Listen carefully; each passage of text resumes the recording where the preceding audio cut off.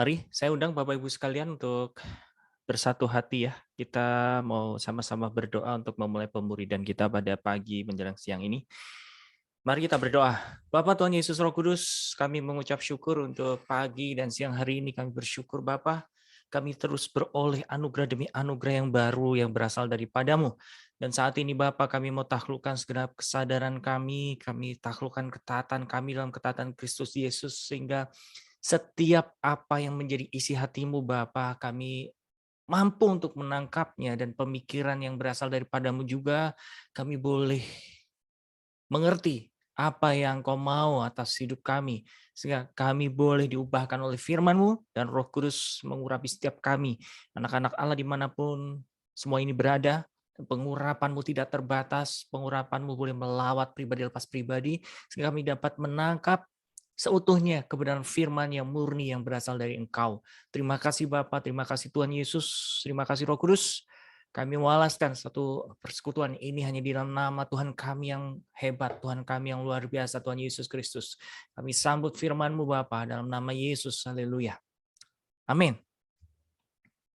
Oke, sebelum saya mulai materi baru, apakah ada pertanyaan dari Bapak Ibu sekalian yang mengikuti satu bahan kemarin tentang pundi-pundi yang berlubang? Adakah yang mau tanya? Adakah yang mau diskusi terlebih dahulu sebelum kita membahas tentang satu tema yang baru ini? Saya kasih waktu. Semua bisa dimengerti? Atau ada yang masih mau tanya? Silakan.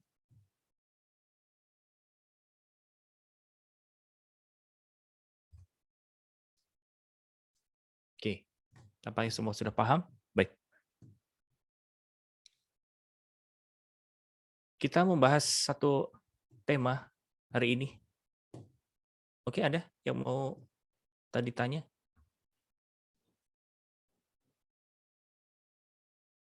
Oke, tidak ada ya. Baik. Ditentukan dari semula. Itu tema kita hari ini. Saya ambil dari buku 13, babnya yang ke-123. Sebelumnya saya kasih catatan, karena lokasi tempat saya itu tidak terlalu jauh dari Halim, maka akan ada suara-suara jet dan latihan untuk 17 Agustusan. Mungkin tempatnya Bu Eva juga sama ya, berisik. lebih berisik mungkin ya. Iya. Oke. Ya, saya akan share screen ya.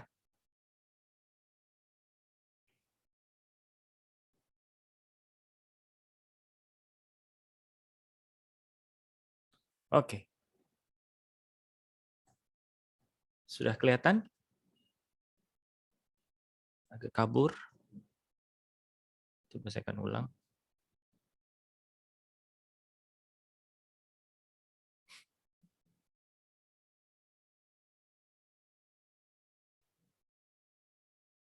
Ya, baik. Ditentukan dari semula. Satu pertanyaan di sub yang pertama ini, mengapa dia suka ikut campur? Pertanyaannya begitu, arti kata dia adalah Tuhan atau Allah, saudara. Nah, salah satu ayat hafalan yang banyak orang sudah hafalkan, itu ada di Roma 8 ayat 28. Siapa di sini yang tidak tahu ayat ini? Saya rasa semuanya tahu ya. Terlebih lagi kalau kita sedang mengalami satu pergumulan, satu kondisi yang sulit, saudara, kita suka pakai ayat ini. Apakah itu salah? Tidak.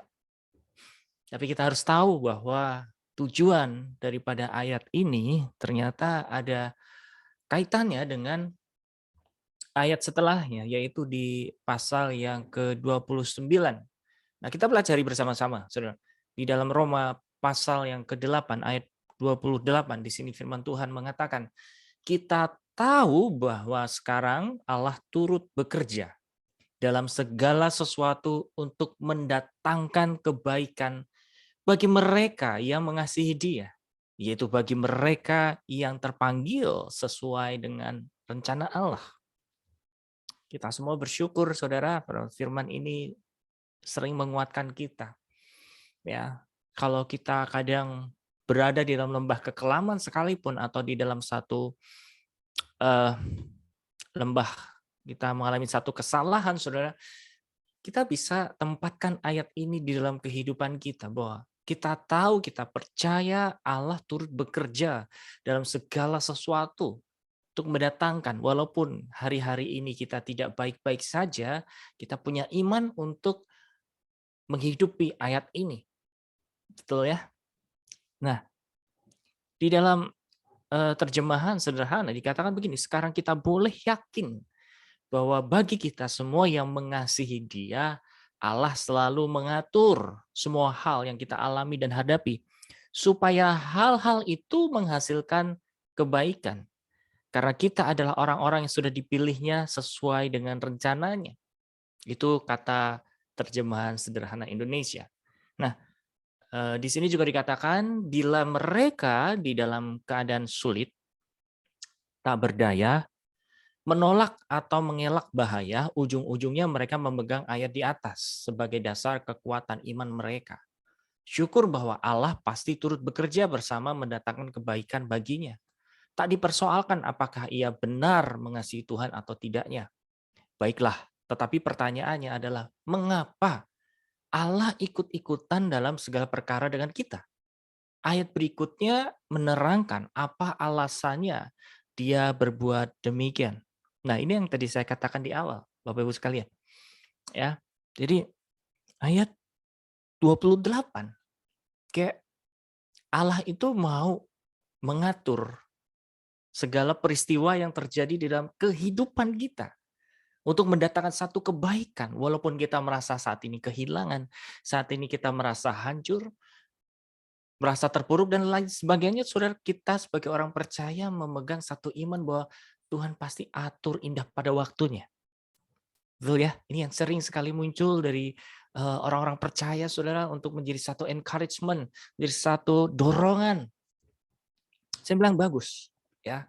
Tapi sekali lagi, saudara, kita harus mampu menangkap apa sih arti atau maksud Allah itu turut bekerja dalam segala sesuatu untuk mendatangkan kebaikan bagi kita. Dijawab dengan ayat 29, saudara. Dikatakan ayat 29-nya begini. Sebab semua orang yang dipilihnya dari semula, mereka juga ditentukannya dari semula untuk menjadi serupa dengan gambar anaknya, supaya ia, anaknya itu menjadi yang sulung di antara banyak saudara. Mereka yang ditentukannya dari semula, mereka itu juga dipanggilnya. Mereka yang dipanggilnya, mereka itu juga dibenarkannya. Mereka yang dibenarkannya, mereka itu juga dimuliakannya. Ya, sekali lagi saya tambahin di ayat terjemahan sederhana. Karena sejak semula Allah sudah mengenal dan mengasihi kita. Dan dia berencana supaya kita menjadi serupa dengan anaknya. Dengan rencananya juga supaya Yesus menjadi anak sulung di antara banyak saudara-saudari. Nah, saudara, ternyata Tuhan itu kalau kita gambarkan, saudara, kayak, mohon maaf, saya tidak apa namanya ya, tidak menurunkan derajatnya Tuhan Yesus sebagai Allah, sebagai anak Allah yang maha tinggi. Bukan, tapi ini sebagai analogi. Supaya kita tuh bisa menangkap maknanya. Sambil analoginya, saudara tahu pemulung yang mengambil barang-barang bekas gitu, saudara, ya, atau bahkan dia membeli barang-barang yang sudah lama nggak dipakai, barang-barang yang sudah kuno, kemudian dihargai atau dibungut gitu saja, ya. Nah, sebetulnya kita itu bagaikan barang rongsok itu tadi, saudara. Barang yang udah nggak layak, barang yang mungkin sudah terbuang, tapi dia ambil. Bahkan dia bayar, saudara. Tangkap di sini. Ya. Nah, kita semua punya background, kita semua punya latar belakang masalah yang variasi. Dan kita tidak bisa berani bilang hari ini bahwa kita punya satu keturunan yang kudus, keturunan yang baik-baik saja. Kita semua punya cerita, kita semua punya masalah, kita semua punya kelemahan dan kekurangannya masing-masing, saudara. Betul tidak? Ya. Tetapi pandang gini, saudara. Tuhan tidak menilai, Tuhan tidak memandang latar belakang kita, masalahnya apa, kita dilahirkan dari siapa, dan bagaimana kita terlahir, saudara. Ya, dia tidak memandang. Sama seperti yang terdapat di dalam isi perjanjian Allah di perjanjian baru. Itu apa? Mengampuni dosa-dosa kita dan tidak mengingat-ingatnya. Masih ingat ya pelajaran buku 1, saudara? Ini salah satu isi daripada perjanjian baru yang Tuhan perbarui. Nah, demikian juga kita hari ini, saudara. Tuhan pungut. Mau keturunannya benar, mau enggak. Mau keturunannya itu orang tuanya lengkap, mau enggak.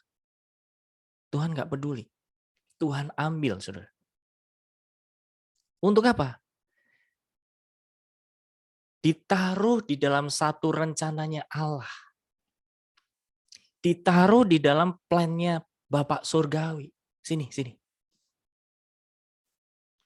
Makanya Tuhan memanggil orang-orang yang notabene, saudara, punya problem, punya masalah. Tuhan tidak memanggil orang-orang yang memang sudah sukses. Bukan berarti kita dibuat sukses Tuhan terus diajukan. Enggak, sama sekali enggak. Tapi firman Tuhan berkata demikian, saudara. Datanglah, ya, mari datanglah kepadaku. Orang-orang yang letih lesu, berbeban berat. Artinya apa? Orang-orang yang hancur ini yang dipanggil Tuhan. Orang-orang yang berbeban berat ini yang dipanggil Tuhan. Orang-orang yang bermasalah ini yang dipanggil Tuhan, saudara. Tuhan tidak memanggil orang yang kudus. Karena apa? Pada dasarnya tidak ada satu manusia pun yang sempurna atau yang kudus, saudara. Justru kita dari manusia yang tidak layak, dari manusia yang tadi penuh dengan dosa, kutuk, dipanggil untuk apa, saudara? Dikuduskan, dijadikan imamat yang berkerajaan. 1 Petrus 2 ayat 9, saudara. Dan itu adalah salah satu isi dari perjanjian lama antara Allah dengan bangsa Israel. Nangkap dulu sampai sini, saudara? Jadi kita harus clear dulu, kita harus selesai dulu di bagian ini. Terlepas, saudara, apapun pergumulan Bapak Ibu Saudara ini mungkin yang jatuh bangun lah atau masih kayaknya saya sudah melayani, kayaknya saya sudah menjadi pendoa, kayaknya saya sudah hatinya udah full timer atau lain sebagainya, saudara. Tapi saya mau bilang, kita semua punya nasib yang sama. Di dalam perjalanan ada up and down, ada mungkin kejatuhan. Ya. Tapi ingat, saudara, seperti firman Tuhan yang mengatakan Roma 8 ayat 28 sampai 29, Tuhan akan mendatangkan satu kebaikan bagi mereka yang mengasihinya. Karena apa, saudara? Kita ditetapkan untuk menjadi serupa dan segambar dengan Yesus. Jadi kalau boleh saya bilang gini, Bapak Ibu sekalian, terlepas masalah Anda apapun, misalkan Anda kehilangan orang yang tercinta, ya, Anda kehilangan sesuatu yang bernilai, kehilangan sesuatu yang berharga.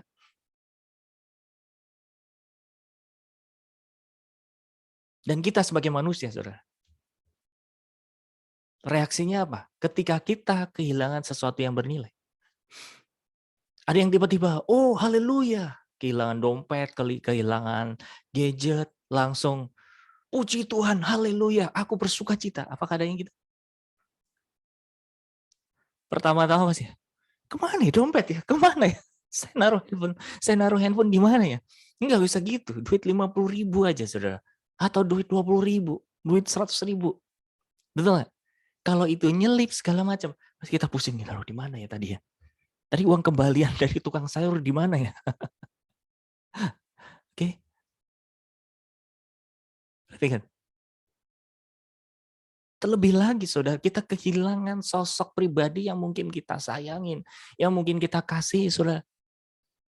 Siapa yang siap? Saya rasa nggak ada yang siap. Even murid-murid Tuhan Yesus sekalipun ketika Tuhan Yesus harus mati di atas kayu salib, apakah dalam keadaan siap? Murid-murid ya? Enggak loh. Coba.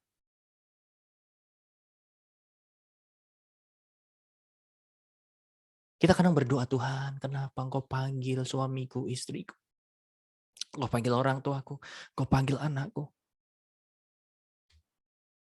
Kita menyatakan ketidaksiapan. Saya mau bilang gini, saudara. Nggak ada satu orang pun kalau ditinggal orang yang dikasihi, siap. Betul? Nggak ada siap. Ketika kita dipanggil masuk dalam rencananya Tuhan, ketika kita dipanggil untuk melakukan panggilannya Tuhan, menuju panggilannya Tuhan, sekalipun saudara, kira-kira ada yang siap nggak? Nggak ada. Coba cari di Alkitab. Orang-orang yang dipanggil Tuhan, Anda bisa lihat di tokoh-tokoh perjanjian lama, saudara. Mau Musa, mau Yosua, ya. Ketika Tuhan panggil untuk menjadi orang pilihannya, saudara. Nggak siap. Tuhan, aku ini siapa? Betul nggak? Aku ini orang yang petah lidah. Dan Yosua berulang-ulang dikuatkan oleh Tuhan. Teguhkan, kuatkanlah hatimu. Teguhkan dan kuatkanlah hatimu. Tidak ada yang siap. Yesus siap. Sebagai manusia, dia memakai tubuh daging, sempat sekian persen dia gemetar. Kita temukan di mana? Doanya di Taman Getsemani ketika malam sebelum dia ditangkap, saudara.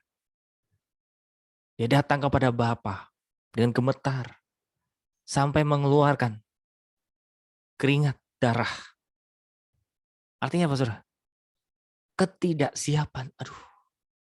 Tapi ya udah, dia bisa menavigasi ketidaksiapannya, dia bisa mengelola hatinya untuk diserahkan kepada kehendak Bapa.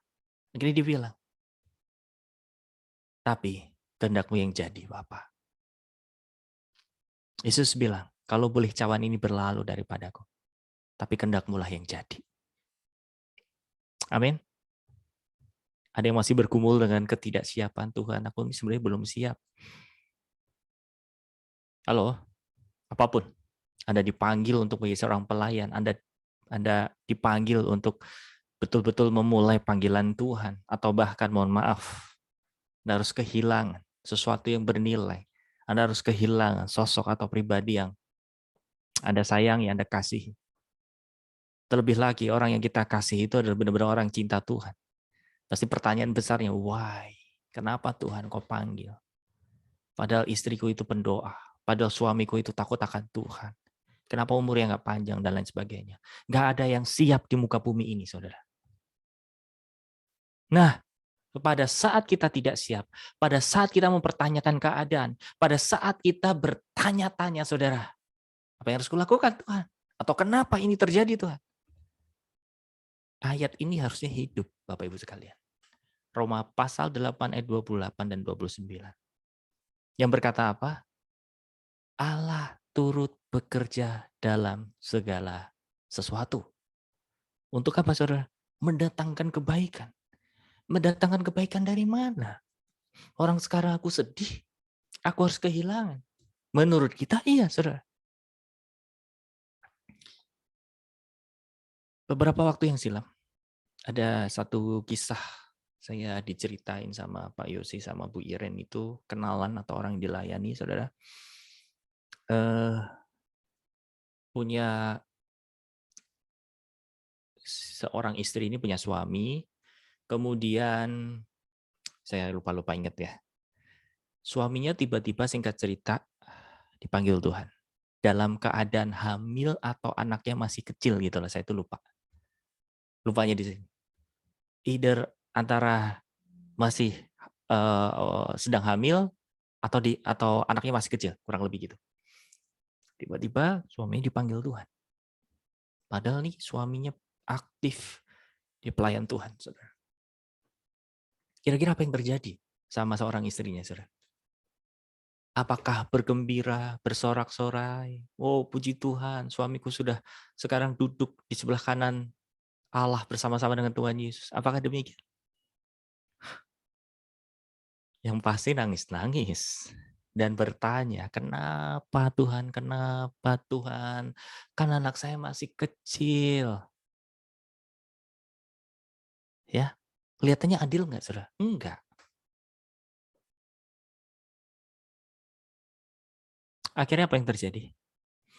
Ya dia berjibaku dengan perasaannya butuh beberapa waktu, Saudara, untuk betul-betul mengalami satu pemulihan dari Tuhan, mengalami, eee, penyembuhan secara perasaan dan mentalnya dari Tuhan. Dan kenalan dari Pak Yos ini bertanya, "Kenapa ya kok ya? Padahal suami saya itu taat tuh, takut akan Tuhan. Kenapa dipanggil? Kenapa?" Selalu bertanya begitu. Dan apa yang diperbuat, Saudara? Si ibu ini akhirnya mau bunuh diri.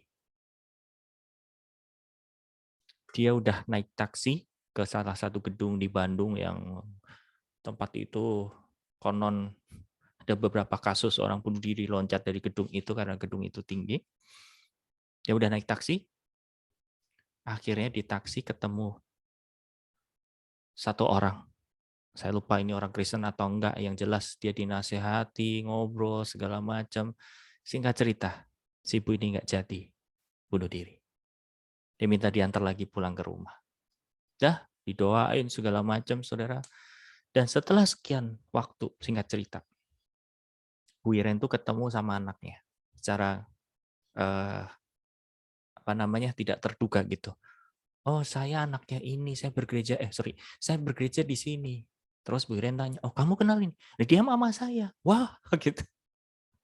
Terus dari situ dengar bahwa mamahnya ini, Saudara, orang yang berniat untuk mengakhiri hidupnya karena merasa hidupnya nggak adil, udah jadi hamba Tuhan. Wow.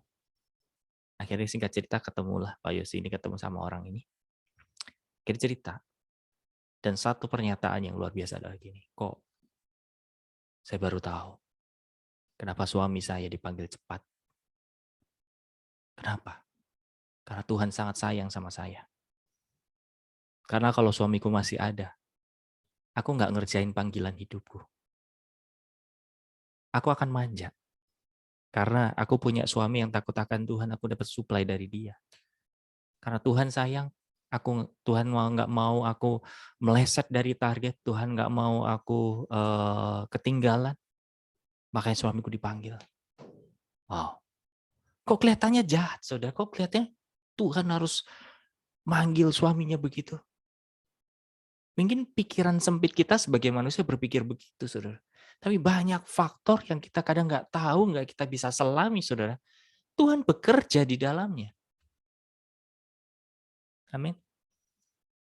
Pernah dengar satu hamba Tuhan pelayanannya youth yang tahun lalu dipanggil sama Tuhan karena COVID.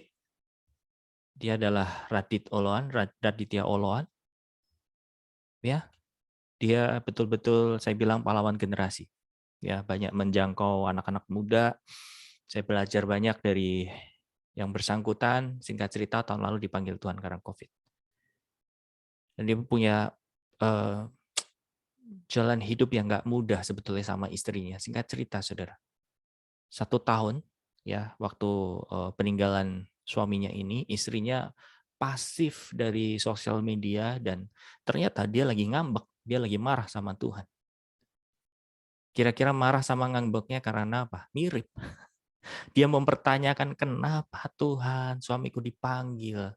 Kurang apa coba? Kan Tuhan lagi pakai-pakainya. Dan hari-hari ini gerejanya di gereja muda namanya Muda untuk Indonesia. Saya sedikit banyak mendengar karena kami akhirnya punya koneksi ke sana. Beberapa pastornya, salah satu pastornya sekarang malah melayani di Indonesia Timur.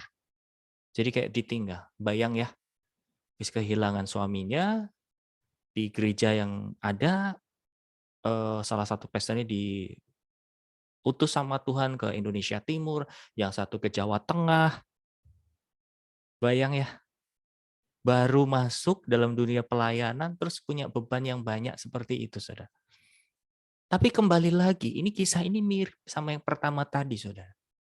Ya, makanya saya ajak Bapak Ibu Saudara sekalian, apapun yang sedang Anda hadapi, alami, mungkin Anda hari ini belum cukup berdamai dengan masa lalu Anda, dengan satu kehilangan yang Anda rasakan, mungkin dengan background masa lalu Bapak Ibu Saudara sekalian yang mempertanyakan, kok punya orang tua nggak seperti si A, si B, atau bahkan dididik, dibina di dalam satu rumah tangga dan keluarga yang mungkin menurut Anda nggak stabil atau nggak normal, nggak sebagaimana mestinya. Atau bahkan seperti yang tadi, saudara, kisah-kisah yang saya sampaikan. Anda kehilangan dengan orang yang Anda kasih, yang Anda cintai, saudara. Jadi saya mau bilang, sesuai dengan Roma 8 ayat 28, 29, saudara. Bahwa Allah turut bekerja dalam segala sesuatu untuk mendatangkan apa? Kebaikan. Saya dulu juga bertanya-tanya, saudara. Saya masih muda. Pergumulan saya pada saat itu apa? Tuhan, kalau saya ini masih muda, belum married pula. Saya dipanggil Tuhan untuk full timer, itu usia 25 tahun tepat, Bapak Ibu sekalian. Ya. Dan pergumulan saya saat itu tidak langsung masuk di dalam satu komunitas yang penuh dengan anak muda. Seperti Bapak Ibu Saudara lihat di Revival Total Ministry banyak generasi-generasi yang matang. Ya, saya merasa insecure, saya merasa tidak aman. Aduh, saya ingat banget kalau Bapak Ibu sekalian pernah ikut satu retret di Kopeng. Kopeng itu adanya di Jawa Tengah, dekat Ungaran sana atau dekat-dekat Semarang, Saudara. Salib Putih kalau saya tidak salah namanya ya. Lalu di situ anak mudanya bisa dihitung dengan jari, nggak sampai 10. Nggak sampai 10. Saya masih ingat di situ anak mudanya cuma saya, Anton, sama Pak Dimas kalau saya tidak salah. Ya, oh ya, ya sama Pak Dimas. Dah di hari yang kedua kalau saya tidak salah, Bapak Ibu sekalian. Pak Andreas di situ bilang, siapa yang mendapat pernyataan Tuhan? Siapa yang mau kesaksian? Saudara, apa yang terjadi? Di hati saya kuat, suruh naik ke mimbar untuk menyampaikan pesan Tuhan. Saya sampai nggak mau, nggak mau, nggak mau, nggak mau, nggak mau. Saya takut. Kenapa? Pertama, ketakutan saya adalah satu gini, saya itu masih muda. Siapa saya? Yang kedua, saya itu baru. Terus akhirnya apa yang terjadi? Almarhum Pak Steve tiba-tiba di belakang saya. Tepok begini. Kalau disuruh Tuhan, sono, maju. Kayak digongin gitu Bapak Ibu sekalian. Ya udah dengan geter-gemeter ya. Saya waktu itu ingatnya gini ya. Tuhan memberikan pesan buat kita semua yang ada di sana kurang lebihnya gini. Kita semua jangan terjebak dalam zona nyaman. Menjadi pendengar firman. Kita harus jadi pelaku. Kurang lebihnya gitulah. Saya tuh lupa, saudara. Nah, dari situlah saya merasa kayaknya nggak layak, kayaknya takut dan gemetar dan lain sebagainya, saudara. Tapi gini, lambat laun, tepatnya saya mau bilang gini lah, tahun 2016 atau 2017, saya betul-betul mendarat dalam panggilan saya. Loh, bukannya saya dari 2010, saya full timer. Tapi saya mau bilang buat Bapak Ibu Saudara, saya membuat satu pengakuan gini. Iya, memang saya full timer.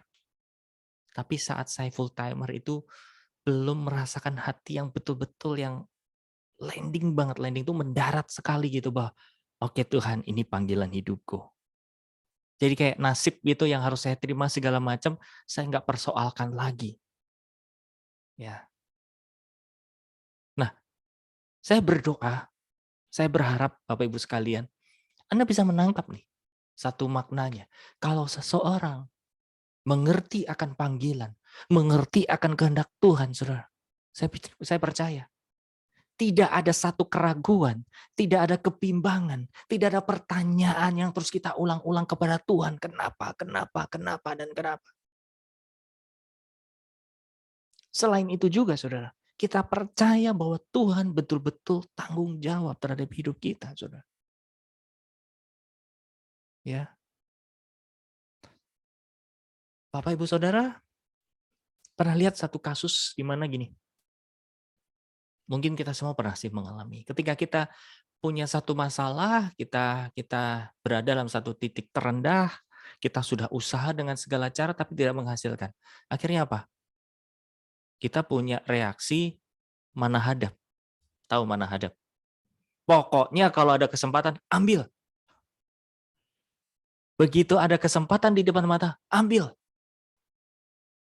Setelah diambil kesempatan 1, 2, 3, kayaknya nggak menghasilkan juga. Saya mau bilang, kasus seperti ini saudara, solusinya apa? Nyerah sama Tuhan. Saya mau bacakan satu ayat, saudara. Ini ayat berulang-ulang berjalan di hati saya, di pikiran saya, 1 bulan akhir ini. Adanya di Yesaya pasal yang ke-30,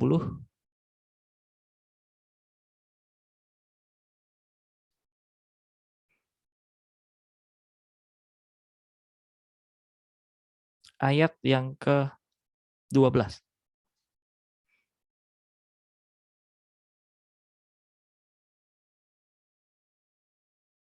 Ya, saya akan jawab, saya akan bacakan buat Bapak Ibu sekalian. Yesaya pasal 30 dari ayat 12. Demikian firman Tuhan. Sebab itu beginilah firman yang Maha Kudus Allah Israel. Oleh karena kamu menolak firman ini dan mempercayakan diri kepada orang, bukan ayat itu, sudah kesalahan sebentar. 15 maksud saya. Oke. Yesaya 30 ayat 15. Dikatakan gini. Sebab beginilah firman Tuhan Allah yang Maha Kudus Allah Israel, dengan bertobat dan tinggal diam kamu akan diselamatkan. Dalam tinggal tenang dan percaya terletak kekuatanmu. Saya berhenti di sini, saudara. Lihat. Ketika kita bertanya-tanya kepada kehendak Tuhan, ketika kita sedang bertanya-tanya tentang keadaan kita hari ini, harus apa yang dilakukan, atau bahkan ada sedang di dalam musim seperti apa, saya bilang ini solusinya. Dengan bertobat dan tinggal diam, kamu diselamatkan. Dalam tinggal tenang dan percaya terletak kekuatanmu. Saya bacakan satu terjemahan lain di bahasa Inggris, saudara.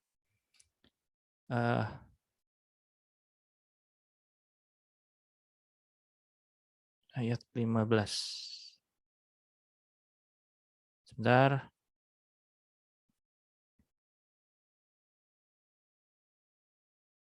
Saya ambil dari Amplified Bible. Saya akan bacakan secara bahasa Indonesia.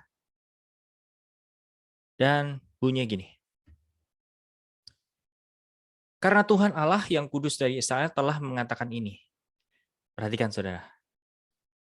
Dengan kembali kepadaku dan istirahat, kamu akan diselamatkan. Saya ulang ya. Dengan kembali kepadaku dan istirahat, kamu diselamatkan. Dalam ketenangan dan kepercayaan, itu adalah kekuatanmu. Ya, jadi ini panggilan Tuhan, saudara. Jadi sebetulnya pada saat kita sedang merongrong, kita teriak-teriak, mempertanyakan keadaan yang kita hadapi ini, apa sih sebetulnya yang terjadi? Kenapa sih harus terjadi, saudara? Jawabnya itu ini. Renungkan Yesaya 30 ayat 15. Nah, saya bacakan kelanjutan ayat ini, saudara. Ya, tadi di kalimat terakhir berkata di ayat 15, berkata begini, tetapi kamu enggan.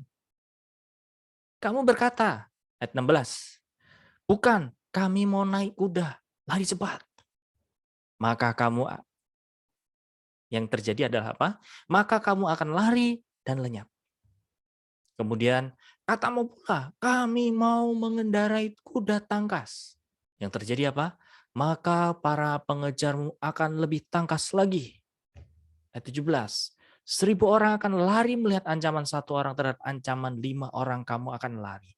Sampai kamu ditinggalkan seperti tonggak isyarat di atas puncak gunung dan seperti panji-panji di atas bukit. Saudara, saat kita belum bisa, berdamai dengan keadaan, dengan diri kita, dengan keadaan yang kita harus selesaikan bersama dengan Tuhan, berdamai dengan panggilan kita, saudara. Saya mau bilang, bukan saya, firman bilang, saudara. Anda mau pakai usaha apapun, pasti akan berembus. Percaya. Ya. Mau muter-muter kayak apa, saudara, kalau kita sudah diincar oleh Tuhan, saudara. Menguap. Renungkan. Jadi solusinya apa kalau saya berada di situ? Gus, datang kepada Tuhan. Berserah Tuhan. Hari ini walaupun hatiku belum bisa berdamai sepenuhnya, tapi aku mau, aku butuh kasih karunia-Mu Tuhan. Karena Engkau telah menyelesaikan di atas kayu salib. Aku percaya Kau memampukan aku. Berserah aja, saudara. Berserah. Dan itu yang juga terjadi dalam kehidupan saya. Beberapa waktu lalu, ya, saya dipanggil Tuhan untuk full timer. Saya belok kanan, belok kiri, ngepot sana, ngepot sini, lewat jalan tikus, ngumpet. Istilah aja saudara maksudnya. Tetap aja ketemu. Ayo mau kemana lo? Udah lari kenceng segala macam di ujung udah ketemu Tuhan. Mau kemana kamu? Ya, kayak film-film apa namanya? Horor gitu ya. Udah lari ke sana kemari, nengok kanan, nengok kiri, tiba-tiba dia bilang, wah gitu. Tapi kalau sama Tuhan nggak ditakutin gitu. Tuhan bilang, kamu mau kemana? Amin. Yuk, kita mau deal sama Tuhan. Tuhan, oke. Aku nggak mau lari kenceng. Aku nggak mau dengan usaha aku untuk nunggang kuda yang kenceng, yang tangkas. Tapi juga pasti aku kekejar. Aku nyerah Tuhan. Karena apa? Roma 8 ayat 28, 29 dikatakan. Sebab Allah mendatangkan kebaikan bagi kita yang mengasihi Dia, saudara. Tujuannya apa? Supaya kita dimasukkan di dalam rencana Allah. Supaya kita dimasukkan di dalam agenda Allah, saudara. Untuk apa? Dijadikan serupa dan segambar. Nah, masalahnya gini. Menjadi serupa segambar itu kayak apa sih? Kita harus mendefinisikannya benar, saudara. Menjadi serupa dan segambar dengan Kristus itu bukan soal masalah fisik. No. Bukan juga soal masalah kita akan punya kecanggihan, kita akan punya satu kuasa yang Tuhan miliki. Suatu saat, maybe, atau mungkin itu terjadi, saudara. Tapi yang pasti menjadi serupa segambar dengan Kristus itu apanya, saudara? Respon kita. Dan kita selalu berdampak. Amin. Ketika kita menghadapi persoalan, ketika kita menghadapi masalah. Ini kalau Yesus bereaksi kayak gimana ya? Gitu, saudara. Mungkin reaksi kita tidak sesuai dengan Kristus saat itu. Tapi sadari, Bapak Ibu sekalian, ketika kita langsung nyadar, oke, aku harusnya nggak marah nih. Oke, harusnya aku nggak akan tegar tengkuk. Harusnya aku nggak protes nih. Baik Tuhan, aku terima. Nanti di akhir saya kasih satu tips ya yang selama ini saya lakukan, Bapak Ibu sekalian. Kalau saya terlupa, tolong ingatkan. Ya, nanti di akhir-akhir momen ini saya bagikan. Kita lanjut dulu. Tapi secara keseluruhan Bapak Ibu Saudara bisa menangkap ya. Kenapa sih sesuatu yang terjadi dalam kehidupan kita tidak enak sekalipun Tuhan masih bekerja. Kan itu deh. Kita selalu memandang sesuatu yang sifatnya apa, saudara? Gagal. Sifatnya apa? Tidak enak. Tapi di balik itu semuanya, Tuhan menyediakan sesuatu yang bernilai. Mirip yang terjadi sama Yusuf. Ingat kisahnya Yusuf, Bapak Ibu sekalian? Akhirnya dia tidak menyalahkan kakak-kakaknya. Dia tidak menyalahkan orang tuanya. Tapi dia bisa bilang, yang mereka rekakan ini adalah Tuhan. Aku disuruh mendahului kalian semua supaya apa? Aku menghidupi keluargaku. Wow, itu luar biasa sekali. Ini saudara, Kalau kita tahu Tuhan panggil kita, Tuhan eh, kita berdamai dengan panggilan hidup kita, saudara, maka apa? Tidak ada protes. Tapi kita bisa paham, oke, memang aku harus ngejalanin ini. Ya udah aku jalanin. Ya, baik. Kita baca nah, di titik ini ya, mulai ini rahasia. Ya, saya bacakan buat saudara semuanya. Ini rahasia yang amat besar dari Allah Bapa kita. Ternyata Dia mempunyai kehendak dan keputusan dari sejak sebelum dunia dijadikan, bahwa semua manusia yang mulai memberi respons, perhatikan di sini saudara, yang mulai memberi respon kepada firman Tuhan, atau tandanya orang itu mulai mengasihi Allah, ditentukannya, atau dikatakan di predestinated before the foundation of the world. Ya, bahwa ia akan dipanggil dan dibenarkannya, dimuliakannya, dan ditetapkan untuk dijadikan semua serupa dengan Yesus Kristus. Saudara, kadang kita memahaminya gini, ini pertanyaan yang awam, tapi Bapak Ibu sekalian harus dengar. Orang-orang di luar sana itu banyak gini, berarti semua udah ditentukan ya Pak ya, Bu? Kita nanti begini, nanti begitu, nanti begini, nanti ditentukan masuk surga, ditentukan masuk neraka, segala macam. Siapa yang masih punya pemahaman seperti ini, saudara? Saya mau bilang, pemahamannya salah. Ditentukannya dari semula itu apa, saudara? Orang-orang yang masuk dalam rencana Tuhan. Nah, bagaimana kita tahu kita masuk dalam rencana Tuhan, saudara? Ini loh dikatakan. Orang yang mulai memberi respon kepada firman Tuhan. Atau apa? Orang yang mulai mengasihi Allah. Dia ditentukan. Amin. Jadi bukan berarti gini, kita semua punya blueprint. Kita semua nanti ujungnya bakal begini. Ujungnya bakal begitu. Ya kasihan dong. Kalau yang udah bayar harga mahal, ninggalin kehidupannya dengan penuh apa ya namanya pergumulan. Dia taat, dia setia sama Tuhan, tiba-tiba nggak masuk, terus masuk neraka gitu. Tuhan nggak adil kalau gitu caranya. Paham ya? Jadi yang dimaksudkan ditentukan sebelum dunia dijadikan itu apa artinya? Bagi siapapun yang masuk dalam rencana Allah. Siapa dia? Orang yang memberi respon kepada firman Allah. Orang yang mengasihi Allah. Amin. Itu ditentukan. Nah itu semua apakah udah pasti? Tergantung kita. Kitanya mau ngeresponin nggak? Kitanya mau bertumbuh nggak? Ya. Jadi semua masih berada di tangan kita, saudara. Oke, perhatikan sebentar bahwa di dalam Alkitab kita ada hal-hal yang telah ditetapkan sebelum dunia dijadikan. Ada pula hal-hal yang ditetapkan sejak dunia dijadikan. Nah, sebelum dunia dijadikan itu apa saja?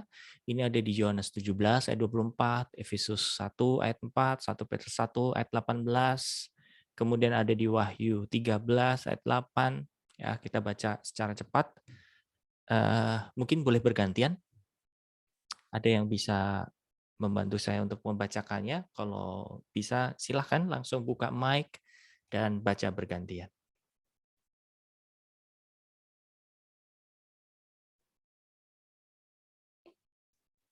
Yang mana Pak Agus? Ini Bu, Yohanes 17 ayat 24. Oke.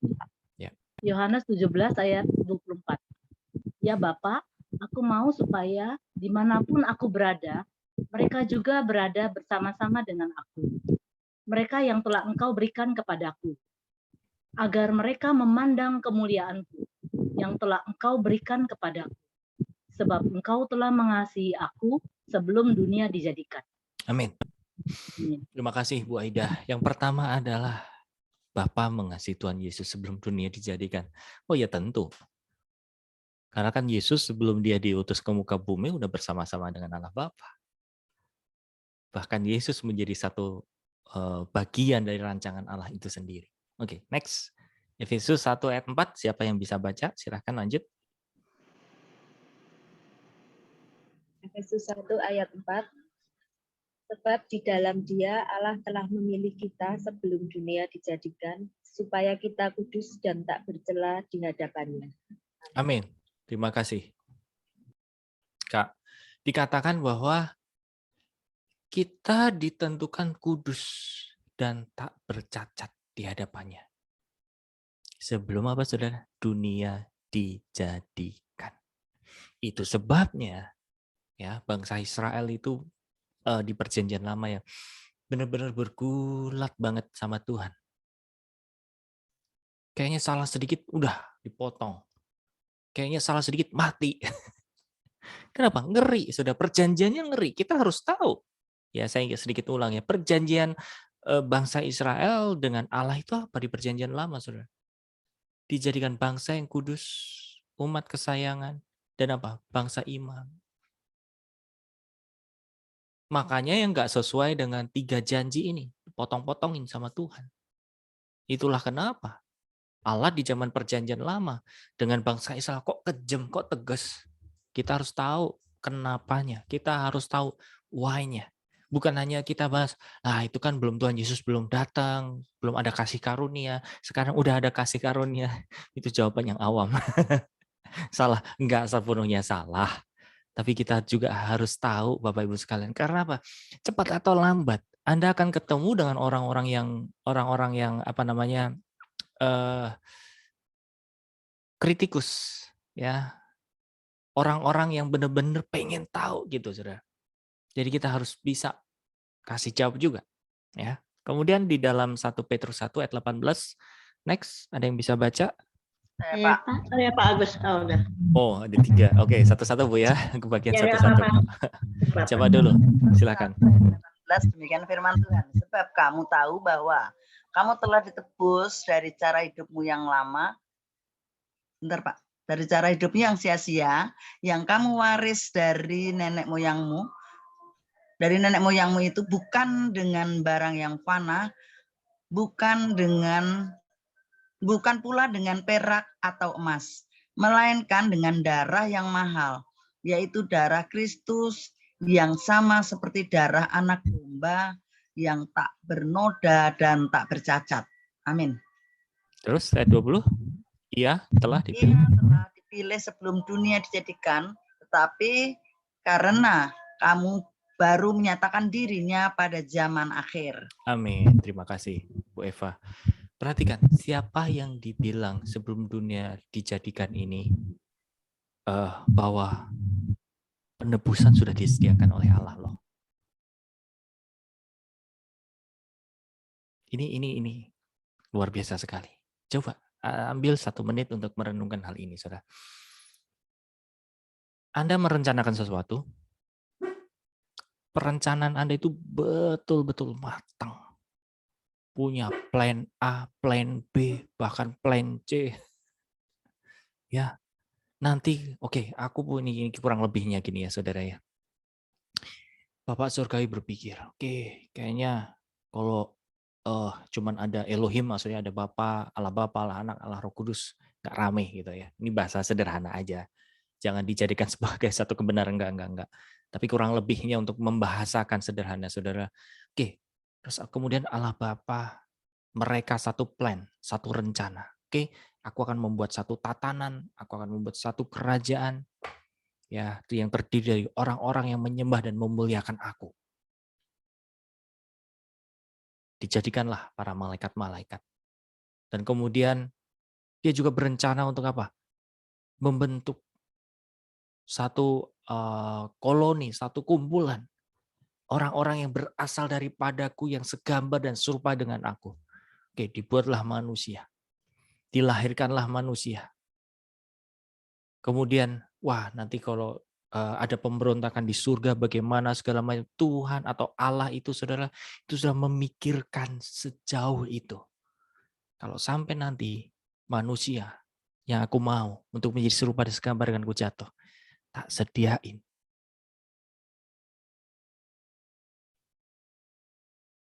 Bayangkan, saudara. Begitu kompleks, begitu detail, begitu lebarnya, begitu jauhnya. Makanya kita nggak bisa nyelamin apa yang menjadi pikirannya Allah Bapa, saudara. Ya.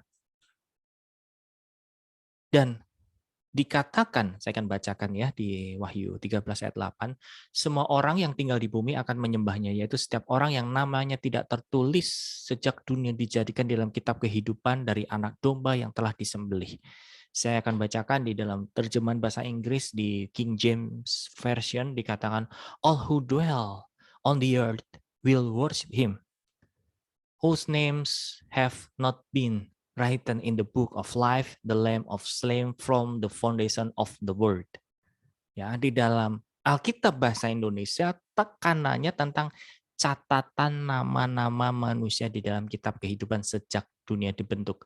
Tapi dalam bahasa Inggris tekanannya adalah Yesus telah tersembelih sejak bumi mulai dibentuk. Wow.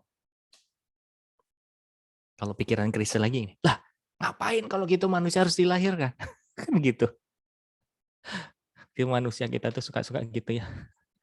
Kenapa? Bagus. Pertanyaan itu bagus, saudara. Tapi gini, kalau ditanya kenapa? Karena Allah punya gini. Saya terlibat satu percakapan dengan istri. Saat itu kami sedang membahas satu jiwa lah ya, satu anak gitu ya. Oh, dibilang. Ini kemudian orang ini minta dimentorin. Oke, kita mentorin. Jadi saya bilang, kok saya curiga ya, ini maksudnya apa ya orang ini? Saya bilang gini, kecurigaan itu ada. Saya merasakan. Tapi gini, saya kasih satu analogi gini. Tahu mafia ya? Mafia itu licik. Jadi dia bisa ngakalin gitu saudara ceritanya. Nah, firman Tuhan berkata, tulus seperti merpati, cerdik seperti apa? Ular. Ini orang Kristen, saya mau bilang buat Bapak Ibu sekalian. Anda tulus salah nggak? Enggak. Tapi belajar apa? Cerdik. Seperti apa? Ular. Firman Tuhan yang mengatakan, bukan saya, saudara. Tapi kalau kita mendengar kata ular itu kayak, enggak, licik nanti. Betul, kita akan jadi licik kalau kita nggak tulus. Anggap ya. Kalau kita tulus ya cerdik, tapi kalau kita nggak tulus tapi cerdik, namanya apa? Licik, gitu kan ya? Sering memanfaatkan orang, saudara. Jadi ya jadi orang Kristen jangan istilahnya jangan polos-polos amat, benar-benar harus berhikmat katanya begitu. Nah singkat cerita, saudara. Ya udah, saya bilang gini, oke, dia merencanakan 1 sampai 5. Kita harus cerdik, kita harus merencanakan bukan sampai 5. Sampai 10, bahkan 20. Kalau dia begini, belok kiri, oke kita cegat belok kanan. Kalau dia belok kanan, oke kita cegat belok kiri. Kurang lebih kayak gitu, saudara. Nangkap ya? Jadi kurang lebih, Allah itu sudah mempersiapkan segala sesuatunya. Kalau dirasa zaman itu, pada saat Adam dan Hawa jatuh ke dalam dosa, dia ditipu dan iblis akhirnya merenggut otoritas dan kuasa yang diberikan oleh Allah kepada Adam dan Hawa, sementara waktu. Tapi Bapak Surgawi punya plan. Oke, aku akan biarin. Sementara kamu ambil, oke, ambil. Tapi di ujung nanti, aku akan ambil balik. Dan ujungnya apa? Apa yang menjadi rencanaku harus terjadi. Dan kesemuan cerita ini, saudara, akhirnya semua makhluk, semua manusia bisa memandang, bisa melihat bahwa Allah itu betul-betul maha besar. Nangkep ya? Ada pernah lihat satu film nggak? Yang mana jalan ceritanya itu panjang, lebar gitu ya, bahkan berseri-seri, berepisode-episode gitu ya. Terus dengan segala lika-likunya selesailah film itu. Karena bisa bilang, wah keren ya, luar biasa ini film, bagus banget, ceritanya keren. Kita bisa bilang begitu, saudara. Karena apa? Kita melihat jalan cerita. Betul nggak? Tapi kalau kita melihat film yang jagoannya itu menang, terus ya udah datar itu cerita. Betul ya? Bisa nangkep perumpamaan saya, saudara?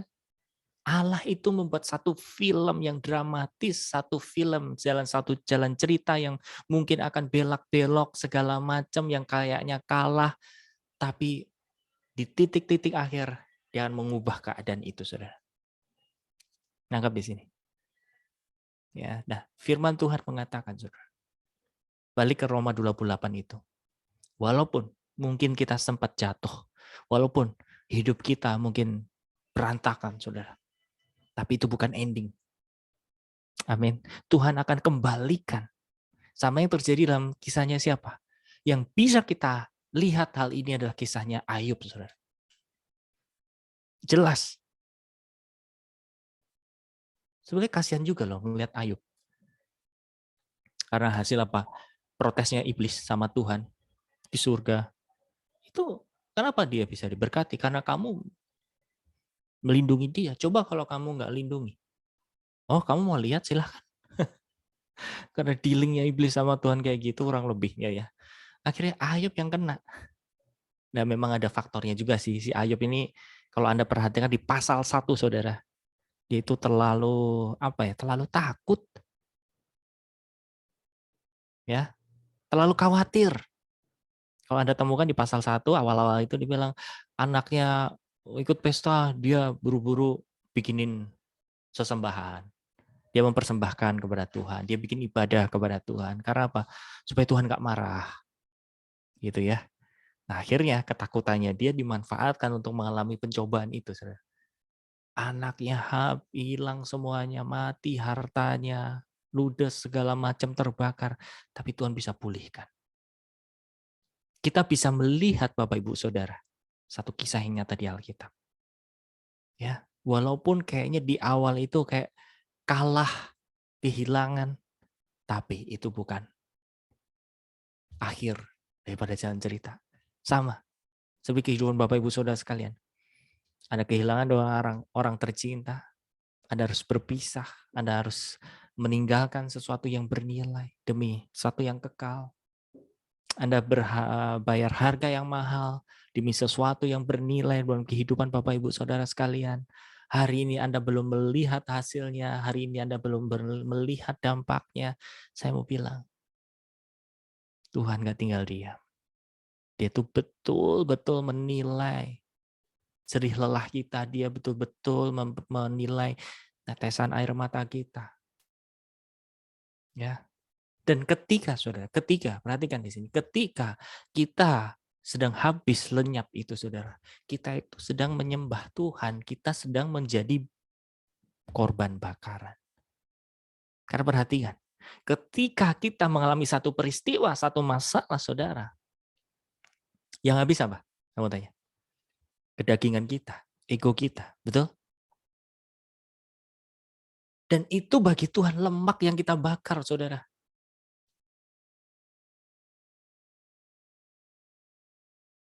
Kalau Anda beli sate, daging semua yang dibakar, itu baunya biasa. Tapi kalau Anda beli sate, ada lemaknya, dibakar, itu harum sekali. Betul nggak, Sam?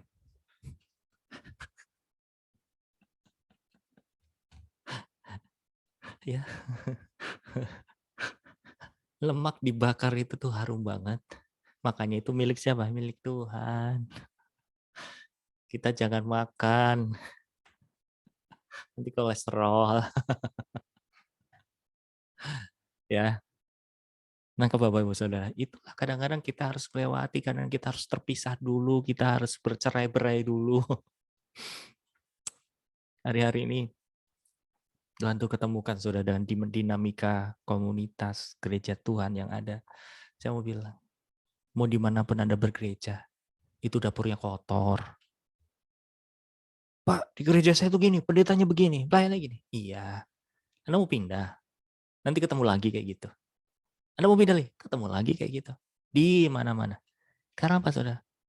Saya mulai sekarang melihatnya gini, itu bukan sebuah kerusakan besar yang terus gak bisa diatur lagi, enggak. Tapi saya mau mulai melihatnya gini, itu dinamika. Ketika Anda merubah cara pandangnya, saudara, itu nggak jadi beban. Anda nggak jadi penghakim juga. Kemarin saya sama teman-teman ngobrol. Oh, saya tuh kesal banget sama ini. Iya, saya jengkel banget marah sama ini. Terus saya bilang, iya, kita suka gitu loh. Satu dengan yang lain itu suka apa ya? Ngeselin satu dengan yang lain. Iya juga ya gitu. Tapi lihat gini, kadang kita kesel, kadang kita jengkel, tapi itu di luar gitu loh. Kalau hati kita nggak baper, oke? Itu hal yang apa ya? Proses itu dinamika. Kadang saya yang ngeselin, kadang anak itu yang ngeselin, orang itu yang ngeselin. Ya udah, pandang sesuatu yang B aja gitu atau ya biasa aja. Dinamika kok. Sama kayak suami istri. Ada di sini yang perjalanannya pernikahannya sampai puluhan tahun indah-indah terus, tiap hari dikasih bunga, romantis terus. Ada di sini. Rasanya kok nggak ada. Yang ada apa? Kadang ada perbedaan, ngelukain, sedih-sedih, terus saling ampuni, sayang-sayangan lagi, peluk-pelukan lagi, gitu kan? Nanti berjalan berapa lama, ada lagi masalah, sayang-sayangan lagi, gitu. Namanya apa? Dinamika, jangan capek. Jangan ngerasa kayak, aduh, aku terbeban, aku punya suami, punya istri yang nggak selalu nyenengin terus. Nggak ada yang nyenengin terus. Aku masuk komunitas tuh apa ya berharap semuanya bagus-bagus, baik-baik aja. Saya bilang nggak ada. Kita semua didewasakan di dalam hubungan. Hubungan suami istri, hubungan orang tua anak, anak orang tua, hubungan dengan sesama anggota tubuh Kristus. Itu dinamika. Kecuali kalau udah jadi toksik, tahu ya, racun. Nggak mau berubah, gitu melulu. Nah, perlu didoakan. Didoakannya bukan untuk nengking orangnya gitu gitu aja Bapak Ibu sekalian, tapi apakah kita yang harus meredakan hati atau memang kita yang harus keluar? Itu kehendak Tuhan. Ya. Tapi yang jelas semua proses dinamika, Saudara. Ujungnya apa? Supaya ada korban bakaran.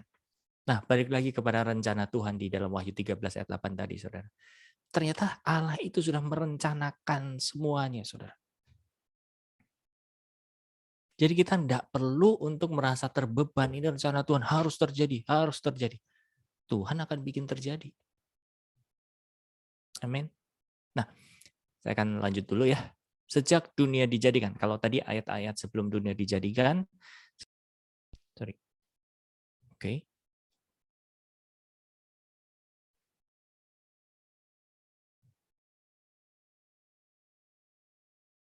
Sejak dunia dijadikan. Tadi silakan yang mau baca akhirnya rebutan. Boleh rebutan di sini. Ya Pak, Saya rebutan. persilakan. Aduh malu juga ya. Matius 13 ayat 3. Yesus kepada orang banyak dalam perumpamaan. Dan tanpa perumpamaan suatu pun tidak disampaikannya kepada mereka.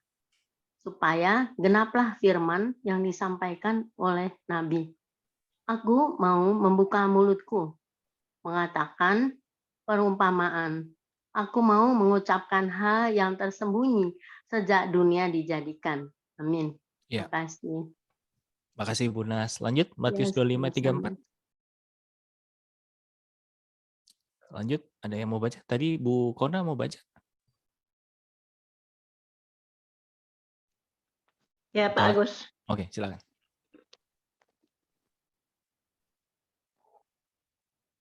Matius pasal 25 ayat 34. Dan raja itu akan berkata kepada mereka yang di sebelah kanannya, mari hai kamu yang diberkati oleh Bapakku, terimalah kerajaan yang telah disediakan bagimu sejak dunia dijadikan. Amin. Amin. Lanjut, silakan. Ada yang mau baca lagi? Aku ya. Silakan. Lukas 11 ayat 50. Supaya dari orang-orang zaman ini dituntut darah semua nabi yang telah tertumpah sejak dunia dijadikan. Oke, next. 2 ayat lagi. Ibrani 4 ayat 3, sebab kita yang beriman akan masuk ke tempat perhentian seperti yang dikatakannya, sehingga aku bersumpah dalam murkaku, mereka tidak akan masuk ke tempat perhentianku, sekalipun pekerjaannya sudah selesai sejak dunia dijadikan. Oke, lanjut. Terakhir Ibrani 9 ayat 24.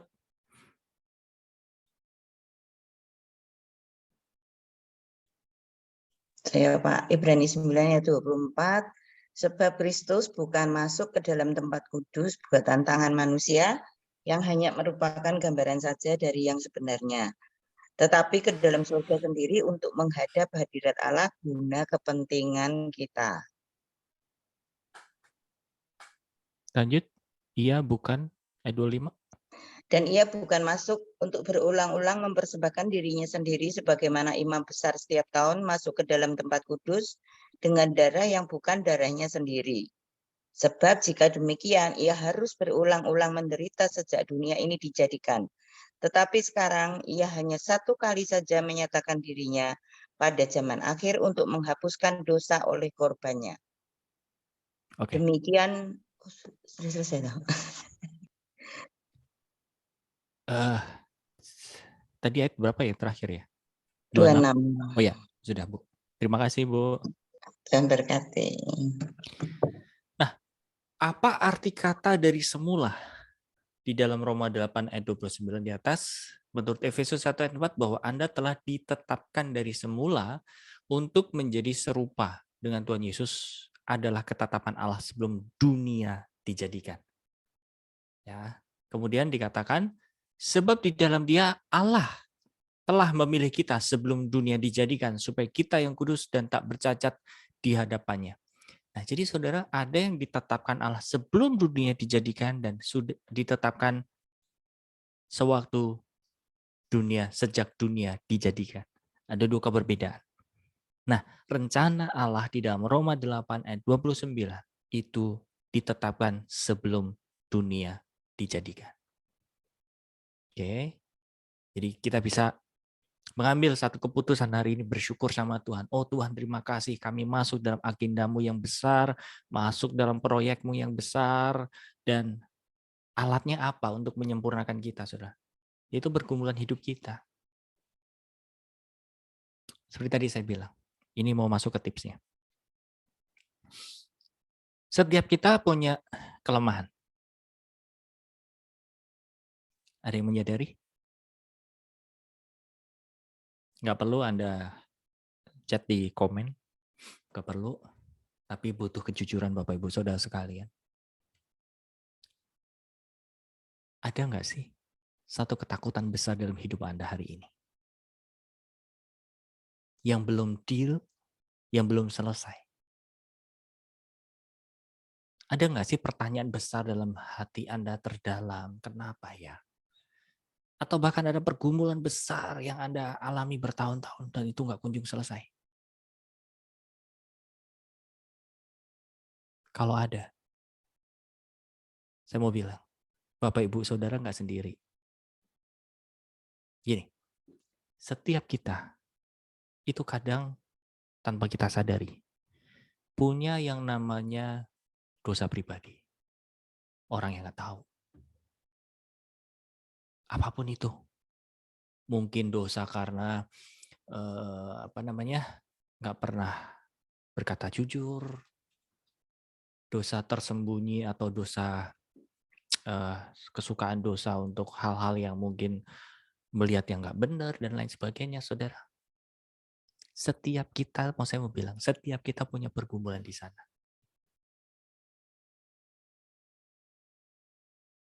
Dan tolong ingat-ingat, kalau Anda sedang bergumul sesuatu yang besar, saya bilang, kita pasti nggak mampu untuk menjadi sempurna. Kok gitu? Ya.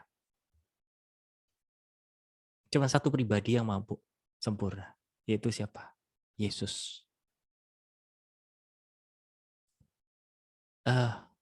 Dalam perjalanan sampai hari ini, Bapak Ibu sekalian, saya pun mengalami, oke? Saya pun juga punya kelemahan, saya pun juga ada perjuangan, kadang emosi juga nggak stabil, seperti itu ya. Ada kegagalan-kegagalan juga.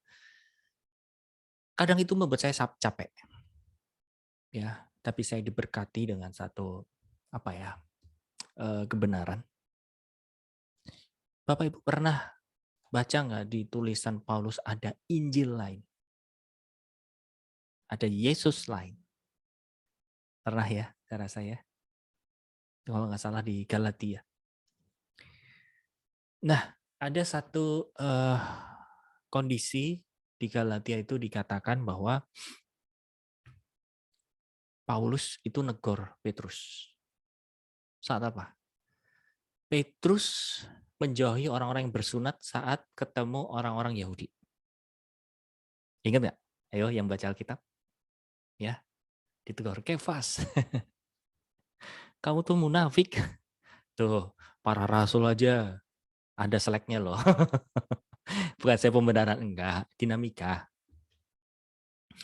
Nah, di situ kurang lebih Petrus bilang sama Paulus bilang sama Petrus ini, kamu tuh apa ya, munafik gitu. Kamu tahu bahwa Injil itu bukan hanya untuk orang Yahudi. Kamu sendiri pernah ngelihat, kamu sendiri pernah diutus sama Tuhan melalui vision, suruh makan binatang-binatang haram untuk ketemu siapa sih? Cornelius. Itu jelas bukan orang Yahudi. Tapi sekarang, ketika banyak orang Yahudi kumpul, kamu ninggalin orang yang belum bersunat, istilahnya begitu. Nah, kenapa Paulus protes sedemikian keras kepada Petrus, Bapak Ibu sekalian? Karena gini, Paulus itu dimerdekakan karena apa? Karena pengenalan akan Yesus, Yesus mati di atas kayu salib, dia mati untuk kita, dan dia bangkit untuk memberi tempat bersama-sama dengan kita. Itu yang Paulus pegang. Artinya apa, saudara? Gini, Tuhan Yesus itu yang sanggup, yang sudah menyelesaikan semua-muanya. Kitanya nothing sebetulnya. Jadi yang dilakukan Paulus itu hanya meyakini, mempercayai dengan Injil itu bahwa Yesus sudah mati buat dia renungkan itu, dan akhirnya apa? Anugerahnya Tuhan, kasih karunia-Nya Tuhan, itu yang betul-betul memerdekakan Paulus. Saya mau bilang buat Bapak Ibu Saudara, yuk, ini sangat dasar banget loh. Seberapa bernilai kematian Tuhan Yesus buat Anda dan saya. Ini nggak pernah lepas loh. Dan itulah perenungan itu, kalau bahasanya Pak Yosi di webinar waktu itu bilang, menghagah, merenungkan. Tiap hari sekarang saya ngomong, kalau mungkin lagi, mohon maaf ya, saya ke kamar mandi sekalipun saya bilang, Tuhan, aku nggak mampu untuk melakukan ini. Tapi karena Engkau sudah mati buat aku, Tuhan, Engkau yang memampukan. Terima kasih Tuhan. Aku sebetulnya lemah, aku sebenarnya nggak mampu. Tapi melalui kasih karunia-Mu Tuhan, aku dimampukan. Tiba-tiba saudara, ada dorongan yang kuat untuk, oke Tuhan, aku mau lakukan. Atau bahkan apapun. Yang mungkin hari-hari ini bergumul dengan keuangan, bergumul akan hari esok, segala macam. Coba daripada mikirin, aduh, aku kok nggak bisa beli ini, aku nggak bisa pergi ke sana, aku kok nggak bisa beli kompor baru, mebel baru, apapun. Ya, saya mau bilang, saya pernah ketemu dengan orang yang mungkin secara finansial nggak masalah. Saya tahu persis, dia punya aset di mana-mana juga. Tapi keresahan besarnya apa, saudara? Saya kaget. Kehidupan yang akan datang. Saya bilang, woi, dalam hati gini, lu punya aset di mana-mana. Tabungan juga mungkin nggak kurang-kurang gitu loh. Tapi kenapa bisa takut akan hari esok? Karena apa, saudara? Pemikirannya banyak dipenuhi oleh kekhawatiran dan takut akan hari esok. Tidak diisi dengan perenungan bahwa Yesus mati buat dia selesai. Mungkin ini sederhana sekali, yes. Ya. Tapi ini yang menolong loh, Bapak Ibu sekalian. Ya. Jadi di tengah-tengah masalah Anda bergumul dengan keluarga, keuangan, apapun itu, coba yuk kita kembali karya salib Tuhan. Karena itu gerbang buat kita menerima penghidupan, kuasa, kasih karunia, dan lain sebagainya, saudara. Amin. Dan kemarin saya bagikan, saya ulang sekali lagi bahwa kasih karunia yang Tuhan berikan buat kita, anak-anak Allah ini, saudara. Ada 3 hal. Kasih karunia untuk membuat kita mampu mengerti kebenaran firman atau berkat rohani. Oke, setiap kali ada masalah, kebenaran yang memerdekakan Anda. Kasih karunia Tuhan membuat kita apa, saudara? Kita berkenan di hadapan Tuhan. Berkenan atau mendapat favor Tuhan, itu membuat hidup kita diberkati. Karena apa? Tuhan hadir di sana. Dan kasih karunia Tuhan, itu yang membuat kita mampu untuk tinggal menghidupi karunia roh. Yuk, belajar. 3 hal ini, saudara. Kasih karunia Tuhan ini. Karena kalau kita salah satu, Tuhan aku mau cari yang karunia roh saja deh. Tuhan aku mau mencari berkat Tuhan aja deh. Tuhan aku mau cari firman-firman aja deh. Kita akan fokus dalam satu hal itu, saudara. Tapi kalau kita mengambil itu semuanya, 3-tiganya Tuhan sudah sediakan. Karena Tuhan memberikan kasih karunia demi kasih karunia kepada kita. Amin. Manfaatkan hari-hari ini untuk mulai mengenal Tuhan, karena Paulus sendiri bilang, saudara, di tulisannya dia bilang, yang ku kehendaki adalah apa? Mengenal kuasa kebangkitan, kuasa kematian.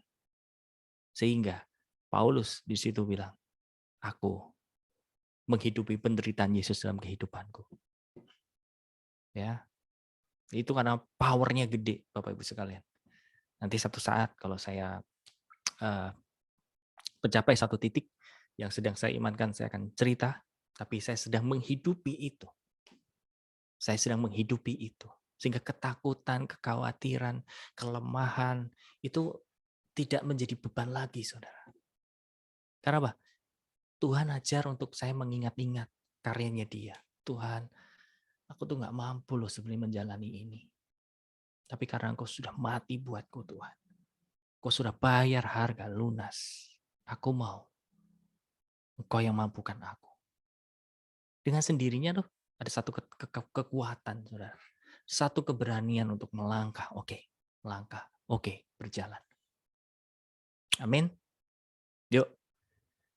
Kita ambil waktu, kita doa sama-sama, supaya sekali lagi Bapak Ibu Saudara yang hari-hari ini mungkin berada dalam satu kelemahan, satu pergumulan, atau bahkan dalam satu pertanyaan besar yang mungkin Anda masih kejar jawaban itu. Mulai, Anda nggak fokus sama problem itu. Karena Anda sudah dimerdekakan dengan kasih karunia Allah. Amin. Yuk kita berdoa. Bapa, Tuhan Yesus Roh Kudus, kami berterima kasih. Kami mengucap syukur, Bapa, atas anugerah-Mu yang begitu besar buat kami. Engkau memerdekakan, Engkau melepaskan kami dari semua perbudakan. Kami nggak mau diperbudak oleh ketakutan. Kami nggak mau diperbudak oleh kekhawatiran lagi. Kami juga tidak mau diperbudak atas kelemahan-kelemahan kami. Dan kami tidak mau diperbudak karena noda kelaparan kami. Terima kasih buat Tuhan Yesus yang mati di atas kayu salib. Yang membayar lunas. Yang membuat kami merdeka. Yang membuat kami hari ini freedom. Tuhan, kami mau terus pegang firman-Mu. Kami hidupi itu di dalam hati kami, dalam pikiran kami. Dan saat kami menerima perjamuan kudus daripada-Mu, kami boleh mengingatnya bahwa Engkau sudah selesaikan semuanya. Tuhan, kami menutup buku semua masa lalu kami dengan perdamaian. Kami menutup dengan kami mengampuni.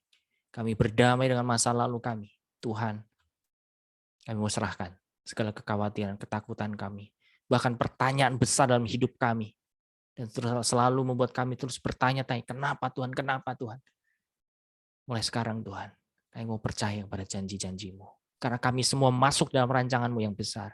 Kamu masuk dalam proyek-Mu yang besar. Untuk diubah menjadi serupa dan segambar dengan Engkau. Terima kasih Roh Kudus. Engkau yang menolong setiap kami anak-anak Allah di tempat ini. Untuk menghidupi kebenaran firman itu. Dan membuatnya berhasil karena kasih karunia Allah. Terima kasih Bapa.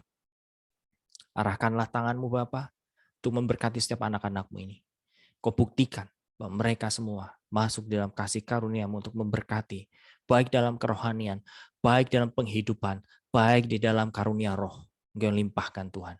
Di dalam nama Tuhan Yesus, kami sudah menerima berkat-Mu, dan kami mau berjalan bersama-sama dengan-Mu pada hari ini. Di dalam nama Yesus, kami sudah berdoa dan mengucap syukur. Haleluya. Amin. Oke, silakan buka kamera yang bisa. Saya akan foto sebentar. Ya, baik. Saya hitung ya, sampai 3, ada 2 layar, 1, 2, dan 3. Oke, 1 layar, sabar. Sabar. Nggak sampai kering kok giginya. 1, 2, dan 3. Oke, Tuhan Yesus berkati, bertumbuh terus. Amin. God bless ya Bapak Terima Ibu. kasih. Ya. Tuhan berkati. Ibu-ibu semuanya. God Yesus bless. memberkati. Terima kasih Pak Agus. Ya, sama-sama Bu. Bagus.